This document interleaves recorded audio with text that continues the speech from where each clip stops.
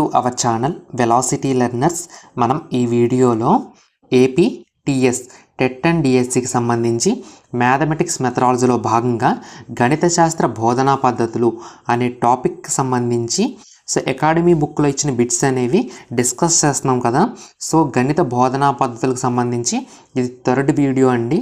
Okay, ఇప్పటి వరకు మనం మ్యాథమెటిక్స్ మెథడాలజీకి సంబంధించి 39 ప్రాక్టీస్ సెషన్స్ అయితే కండక్ట్ చేసుకోవడం జరిగింది ఈ వీడియోతో కలుపుకొని. ఇంకా ఎవరైనా ప్రీవియస్ వీడియోస్ని విజిట్ చేయకపోతే వాటిని కూడా విజిట్ చేయండి. ఈ వీడియో అనేది ఎస్జిటి ఎస్ఏ ఇద్దరికి యూజ్ అవుతుంది. ఓకేనా? సో వీడియోలోకి అయితే వెళ్దాం. వీడియోని ఎక్కడ స్కిప్ చేయకుండా చాలా కేర్ఫుల్గా అయితే వినేసేయండి. ఈ వీడియో మీకు నచ్చినట్టయితే తప్పనిసరిగా లైక్ చేసి మీ ఫ్రెండ్స్కి కూడా షేర్ చేయండి. ఓకే, వీడియోలోకి అయితే వెళ్దాం. మన ఫస్ట్ బిట్, సమస్య పరిష్కార ప్రక్రియలోని దశలు. పరిష్కార ప్రక్రియలోని దశలు 7. సో అవి ఏమిటి అని మనం చూసుకున్నట్టయితే కనుక ఫస్ట్ వన్ సమస్యను గుర్తించటము. సెకండ్ వన్ సమస్యను నిర్వచించటము. ఓకేనా? థర్డ్ వన్ అవసరమైన సమాచారాన్ని లేదా దత్తాంశాన్ని సేకరించటము. ఓకే, నెక్స్ట్ ఫోర్త్ వన్ సేకరించబడిన సమాచారం లేకపోతే దత్తాంశం ఏదైతే ఉందో దాన్ని వ్యవస్థీకరించటము. నెక్స్ట్ ఫిఫ్త్ వన్ ఏంటంటే తాత్కాలికమైన పరిష్కారాన్ని రూపొందించటము. నెక్స్ట్ సిక్స్త్ వన్ సరైన పరిష్కారాన్ని కనుగొనటము. నెక్స్ట్ సెవెంత్ వన్ ఫలితాలను ధృవీకరించటము. ఇవి 7 కూడా సమస్య పరిష్కార ప్రక్రియలోని దశలు. ఓకేనా? సో నెక్స్ట్ బిట్, సమస్య పరిష్కార ప్రక్రియలోని కింద నుంచి 4వ దశ. సో సమస్య పరిష్కార ప్రక్రియలో 7 దశలు ఉంటాయన్నాం కదా. సో దాంట్లో కింద నుంచి 4వ దశ ఏమిటి అని చెప్పేసి మనల్ని అడుగుతున్నారు. సో క్రింద నుంచి 4వ దశ ఏంటంటే దత్తాంశాన్ని వ్యవస్థీకరించటము. Option 2 is the correct answer. So పైనుంచి 4వ దశ అన్నా దత్తాంశాన్ని వ్యవస్థీకృతం చేయడమే అవుతుంది. నెక్స్ట్ అదేవిధంగా కింద నుంచి 4వ దశ అన్న దత్తాంశాన్ని వ్యవస్థీకృతం చేయడమే అవుతుంది. ఓకేనా? ఇలా కూడా అడుగుతున్నారు క్వశ్చన్స్, మీరు జాగ్రత్తగా చూసుకోవాలి. 83 సమస్య పరిష్కారం యోగ్యతలకు చెందనిది. అంటే సమస్య పరిష్కారకు సంబంధించి గుణం కానిది అని అడుగుతాడు. మానసిక కుతూహలాన్ని ప్రేరేపిస్తుంది. ఎస్, సమస్య పరిష్కార పద్ధతి అనేది మానసిక కుతూహలాన్ని ప్రేరేపిస్తుంది. ఇది సమస్య పరిష్కార పద్ధతికి సంబంధించి యోగ్యతగా మనం చెప్పుకోవచ్చు. ఉపాధ్యాయుడు విద్యార్థుల మధ్య సన్నిహిత సంబంధాన్ని పెంపొందిస్తుంది. ఎస్, ఈ సమస్య పరిష్కార పద్ధతి ఏదైతే ఉందో అది ఉపాధ్యాయునికి విద్యార్థులకి మధ్య సన్నిహిత సంబంధాలను పెంపొందిస్తుంది. ఓకేనా? నెక్స్ట్ విద్యార్థులలో విచక్షణ ఊహాశక్తిని పెంపొందిస్తుంది. ఎస్, సమస్య పరిష్కార పద్ధతి అనేది విద్యార్థుల్లో ఆలోచనను, విచక్షణను, ఊహాశక్తిని ప్రేరేపిస్తుంది. ఇది కూడా సమస్య పరిష్కార పద్ధతికి సంబంధించిన యోగ్యత. నెక్స్ట్ థర్డ్ ఆప్షన్ చూడండి, సంకేతాల విషయంలో తబ్బిబ్బు పడుటను ప్రోత్సహిస్తుంది. అంటే సంకేతాల విషయంలో కన్ఫ్యూజ్ అవ్వడాన్ని ప్రోత్సహిస్తుంది అన్నాడు. సో ఇది సమస్య పరిష్కార పద్ధతికి సంబంధించి గుణం కాదు, యోగ్యతలకు చెందనిది. అంటే ఆప్షన్ 3 అమ్మ. సో ఈ బిట్టికి సరైన సమాధానం ఆప్షన్ 3. సంకేతాల విషయంలో తబ్బిబ్బు పడుటను ప్రోత్సహిస్తుంది అనే స్టేట్మెంట్ రాంగ్. ఇది సమస్య పరిష్కార పద్ధతికి సంబంధించి యోగ్యతలకు చెందనిది. ఈ బిట్టికి సరైన సమాధానం ఆప్షన్ 3. ఓకే, నెక్స్ట్ బిట్, సమస్య పరిష్కారానికి 4 ప్రాథమిక సూత్రాలను ప్రతిపాదించిన శాస్త్రవేత్త. సమస్య పరిష్కారానికి 4 ప్రాథమిక సూత్రాలను ప్రతిపాదించిన శాస్త్రవేత్త ఎవరు అంటే George Polya. Option 2 is the correct answer. ఓకేనా? లాస్ట్ టైం డిఎస్సిలో కూడా అడిగిన బిట్ అమ్మా ఇది. సో ఓకే, నెక్స్ట్ బిట్, గణిత పద సమస్యలను సాధన కోసం ఉపయోగించే వ్యూహము. గణితంలో పద సమస్యలు ఏవైతే ఉంటాయో వాటి కోసం ఉపయోగించే వ్యూహం ఏమిటి అంటే క్యూబ్స్ వ్యూహము. Option 2 is the correct answer. ఓకేనా? ఈ వ్యూహాలు అనేవి రీసెంట్గా వచ్చిన టెక్స్ట్ బుక్లో ఉన్నాయండి. మనకి సిలబస్లో సమస్య పరిష్కార పద్ధతి ఉంది కాబట్టి సో సమస్య పరిష్కార పద్ధతికి సంబంధించిన వ్యూహాలను కూడా మనం ప్రిపేర్ అవ్వాల్సి ఉంటుంది. ఓకేనా? ఒకసారి చూసుకోండి. నెక్స్ట్ పూర్ణ సంఖ్యలు, భిన్నాలు. ఓకేనా? దశాంశంలోని సమస్య సాధన కోసం ఉపయోగించే వ్యూహము. ఓకేనా? సో ఇదేంటంటే పూర్ణ సంఖ్యలు, భిన్నాలు, దశాంశాలతో సహా వివిధ రకాల సమస్యలకు వర్తించే వ్యూహం ఏమిటి అంటే సాల్వ్ వ్యూహము.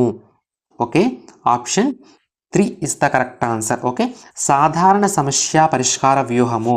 సో సాధారణ సమస్య పరిష్కార వ్యూహము ఏమిటి అంటే రైడ్ వ్యూహము. రైడ్ అనేది సాధారణ సమస్య పరిష్కార వ్యూహము. ఓకే, మనం ఇక్కడ సాల్వ్ని చూసుకుంటే కనుక సాల్వ్ అనేది కూడా సాధారణ సమస్య పరిష్కార వ్యూహమే. ఓకేనా, దీన్ని పూర్ణ సంఖ్యలు, భిన్నాలు, దశాంశాలతో సహా వివిధ రకాల సమస్యలకు వర్తింప చేయవచ్చు. రైడ్ అనేది సాధారణ సమస్య పరిష్కార వ్యూహంగా మనం చెప్పుకోవచ్చు. Okay, next bit. బీజగణిత పద సమస్యల పరిష్కారం కోసం అమలు చేసే వ్యూహము. ఓకేనా, సో బీజగణిత పద సమస్యల పరిష్కారం కోసం అమలు చేసే వ్యూహము సో స్టార్ స్ట్రాటజీ, స్టార్ వ్యూహము. Option 1 is the correct answer. ఈ స్టార్ స్ట్రాటజీ ఏదైతే ఉందో దీన్ని బీజగణిత పద సమస్యల కొరకు ఉపయోగిస్తారు. ఓకేనా. Okay, next bit. సామాన్య వడ్డీ సూత్రాన్ని బోధించుటకు సరైన బోధనా పద్ధతి. సామాన్య వడ్డీ, సింపుల్ ఇంట్రెస్ట్ అనే సూత్రాన్ని ఫార్ములా బోధించుటకు అనువైన బోధనా పద్ధతి ఆగమన పద్ధతి. Option 2 is the correct answer. ఓకేనా. నెక్స్ట్ పాఠశాలలోకి దిగుమతి చేసిన నిజ జీవిత భాగమే ప్రకల్పన అని నిర్వచించిన విద్యావేత్త. చూడండి, ఇందాక రాంగ్ ఇచ్చారు డెఫినేషన్, ఇక్కడ కరెక్ట్గా ఇచ్చారు. పాఠశాలలోకి దిగుమతి చేసిన నిజ జీవిత భాగమే ప్రకల్పన అని చెప్పింది బెల్లార్డ్. ఓకేనా, బెల్లం దిగుమతి. సో బెల్లాన్ని దిగుమతి చేస్తున్నాం, ఈ విధంగా గుర్తుపెట్టుకోండి. Option 4 is the correct answer. Next bit. క్రింది ఏ పద్ధతి ద్వారా సిద్ధాంతాలను బాగా బోధించవచ్చు. ఓకేనా, ఏ పద్ధతి ద్వారా మనము సిద్ధాంతాలను బాగా బోధించవచ్చు అంటే విశ్లేషణ పద్ధతి ద్వారా. Option 1 is the correct answer. ఓకేనా, సో ప్రవచనాలు, సిద్ధాంతాలు ఎలా నిరూపించాలో వివరణ కూడా ఇస్తుంది ఈ విశ్లేషణ పద్ధతి. Okay, next bit.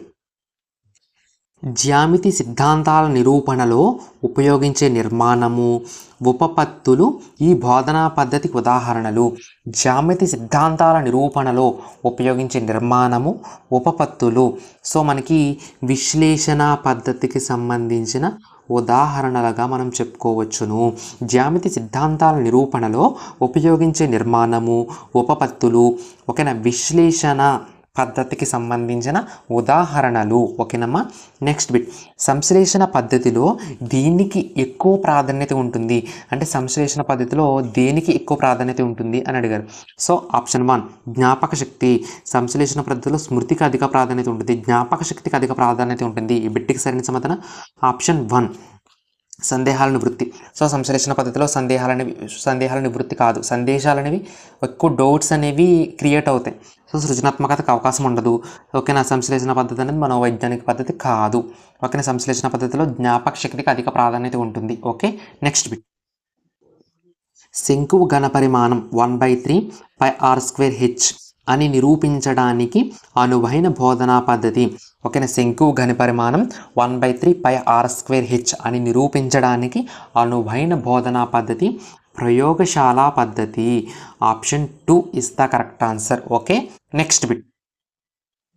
విద్యార్థులు ఎవరికి వారే గణితంలో తమ సమస్యలను పరిష్కారం చేసుకునే విధానానికి మార్గదర్శకత్వం ఉపాధ్యాయుడు వహించడమే కానీ తానుగా సమస్య పరిష్కారం చేయకూడదు అనే విధానాన్ని సూచించేది.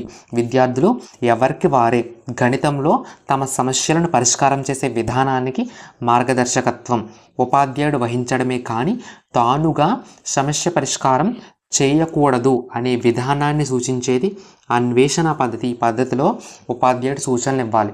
సో ఓకేనా, సూచనలు సలహాలు ఇవ్వాలి, అవి కూడా డైరెక్ట్గా ఇవ్వకూడదు, ఇండైరెక్ట్గా ఇవ్వాలి. సో అన్వేషణ పద్ధతిలో ఉపాధ్యాయుడి పాత్ర స్నేహితుడు, మార్గదర్శకుడు, తత్వవేత్త ఆల్రెడీ డిస్కస్ చేసాం. Okay, next bit. విద్యార్థి శక్తి సామర్థ్యాలను పూర్తిగా పరిగణలోనికి తీసుకోవడం ఈ పద్ధతిలో ఉన్న ఆలోచన. సో విద్యార్థి యొక్క శక్తి సామర్థ్యాలను పూర్తిగా పరిగణలోనికి తీసుకోవడం అనేది అన్వేషణ పద్ధతిలో ఉన్న ఆలోచన. Option 3 is the correct answer. ఓకేనా, ఇక్కడ నేను మధ్యలో కొన్ని బిట్స్ స్కిప్ చేస్తున్నానంటే నేను సిలబస్లో ఇచ్చిన బేస్ ప్రకారంగా ఈ బిట్స్ చెప్తున్నాను. కొన్ని ఈ మెటీరియల్లో సో న్యూ బుక్లో ఇచ్చిన ఆర్డర్లో ఇచ్చేసారు, నేను అన్వాంటెడ్ని నేను స్కిప్ చేస్తున్నాను. మీకు కావాల్సి ఉంటే మీరు ప్రిపేర్ అవ్వండి. ఓకేనా, నేను ప్రిపేర్ అవ్వద్దు అని చెప్పట్లే. సో నేను వీడియో చేసినప్పుడు మీకు ఏదైతే అవసరమో అది నేను అందిస్తున్నాను. Okay, next bit. ఉపాధ్యాయుని పాత్ర స్నేహితుడు, మార్గదర్శకుడు, తత్వవేత్తగా ఉండే గణిత బోధనా పద్ధతి. సో స్నేహితుడి పాత్ర ఉపాధ్యాయ పాత్ర స్నేహితుడిగా, మార్గదర్శకునిగా, తత్వవేత్తగా ఉండే గణిత బోధనా పద్ధతి అన్వేషణ పద్ధతి. ఓకేనమ్మా. సో ఈ బిట్కి సరైన సమాధానం ఆప్షన్ 3. సో ఇలా ఎందుకు చెప్తున్నానంటే మళ్ళీ అడుగుతారు నన్ను. సో పలానా బిట్టు 103 బిట్ స్కిప్ అయింది, 102 బిట్ స్కిప్ అయింది అని చెప్పేసి కామెంట్ చేస్తారు. స్కిప్ అవడం కాదు, నేను కావాలని స్కిప్ చేస్తున్నాను. సో అవి మీకు అన్వాంటెడ్ బిట్స్ అనేవి నేను స్కిప్ చేయడం జరుగుతుంది. ఓకేనా. సో మీకు ఏవైతే నీడో అవే నేను చెప్తున్నాను. కొన్ని బిట్స్ రిపిటేషన్ అవుతే వాటిని కూడా స్కిప్ చేస్తున్నాను, టైం వేస్ట్ అని చెప్పి. ఓకే. అనేక సమస్యలతో కూడిన ఒక పనిని సహజ పరిస్థితుల్లో జయప్రదంగా నిర్వహించడాన్ని ప్రకల్పన అంటారు అని తెలిపిన విద్యావేత్త. అనేక సమస్యలతో కూడిన ఒక పనిని సహజ పరిస్థితుల్లో జయప్రదంగా నిర్వహించడాన్ని ప్రకల్పన అంటారని మనకు చెప్పింది ఆర్మ్స్ట్రాంగ్. ఓకేనా. జయప్రదము ఆర్మ్స్ట్రాంగ్, జయప్రద ఆర్మ్స్ట్రాంగ్. ఈ విధంగా అసోసియేషన్ చేసుకోండి. ఈ డెఫినేషన్ ఈ క్వశ్చన్కి ఆన్సర్ కిల్పాట్రిక్ అని ఇచ్చారు మెటీరియల్లో, అది రాంగ్ అండి. సో ఈ బిట్టికి సరైన సమాధానం ఆర్మ్స్ట్రాంగ్, జయప్రద ఆర్మ్స్ట్రాంగ్. అనేక సమస్యలతో కూడిన ఒక పనిని సహజ పరిస్థితుల్లో జయప్రదంగా నిర్వహించడాన్ని ప్రకల్పన అంటారు అని చెప్పింది ఆర్మ్స్ట్రాంగ్, జయప్రద ఆర్మ్స్ట్రాంగ్. ఈ విధంగా అసోసియేట్ చేసుకోండి. ఓకే. నెక్స్ట్ బిట్, సమయాన్ని పొదుపు చేసే బోధనా పద్ధతి. సో సమయాన్ని పొదుపు చేసే బోధనా పద్ధతి ఏంటి అని చెప్పేస్తారు. ఆప్షన్ 1 ఆగమనం, ఆప్షన్ 2 సంశ్లేషణం, ఆప్షన్ 3 విశ్లేషణం, ఆప్షన్ 4 అన్వేషణం. సో సమయాన్ని పొదుపు చేసే పద్ధతి ఇక్కడ ఇచ్చిన ఆప్షన్స్లో సంశ్లేషణ పద్ధతి, ఆగమన పద్ధతిలో సమయం అనేది ఎక్కువ కావాలి, విశ్లేషణ పద్ధతిలో సమయం ఎక్కువ కావాలి, అన్వేషణ పద్ధతిలో కూడా సమయం అనేది అధికంగా కావాలి. సో సమయాన్ని పొదుపు చేసే పద్ధతి సంశ్లేషణ పద్ధతి. ఓకే. నెక్స్ట్ బిట్, క్రింది వాటిలో మనోవైజ్ఞానిక అభ్యాసన సూత్రాలు సంసిద్ధత, అభ్యాసనం ఫలితంపై ఆధారపడే బోధనా పద్ధతి. సో మనోవైజ్ఞానిక అభ్యాసన సూత్రాలైన సంసిద్ధత, అభ్యాసన ఫలితం, ఈ నియమాల మీద ఆధారపడే గణిత బోధనా పద్ధతి ప్రకల్పన పద్ధతి. Option 1 is the correct answer. Okay. Next bit, ఈ బోధనా పద్ధతిలో ఉదాహరణలతో ఘాతాంక న్యాయాలను సాధారణీకరణ చేయబడతాయి. ఉదాహరణ అంటే సింపుల్గా ఉదాహరణ నుంచి సాధారణీకరిస్తున్నాడు అని చెప్తున్నాడు. ఉదాహరణ నుంచి సాధారణీకరణ వైపు అంటే ఆగమన పద్ధతి. Option 1 is the correct answer. Okay. Next bit, so already discuss చేసాం. అన్వేషణ పద్ధతిని ప్రవేశపెట్టిన వారు Henry Edward Armstrong. Option 4 is the correct answer. Okay. Next bit, ఆగమన పద్ధతి నందు ఒక పరిమితి. సో ఆగమన పద్ధతి అని తార్కిక పద్ధతి అన్నారు, ఇది పరిమితి కాదు, గుణము. నెక్స్ట్, విద్యార్థులు అభ్యాసనంలో స్వయంగా పాల్గొనటాన్ని ప్రోత్సహిస్తుంది. సో ఇది కూడా ఆగమన పద్ధతికి సంబంధించిన గుణము. అర్థవంతమైన అభ్యాసనకు దోహదపడుతుంది, అర్థవంతమైన అభ్యాసం దోహదపడుతుందంటే ఇది కూడా ఆగమన పద్ధతి యొక్క గుణంగా మనం చెప్పుకోవచ్చు. శ్రమతో కూడిన పద్ధతి అన్నాడు. సో ఆగమన పద్ధతి అంటే శ్రమతో కూడిన పద్ధతి. సో ఇది ఆగమన పద్ధతికి సంబంధించిన పరిమితిగా మనం చెప్పుకోవచ్చు. ఓకేనా.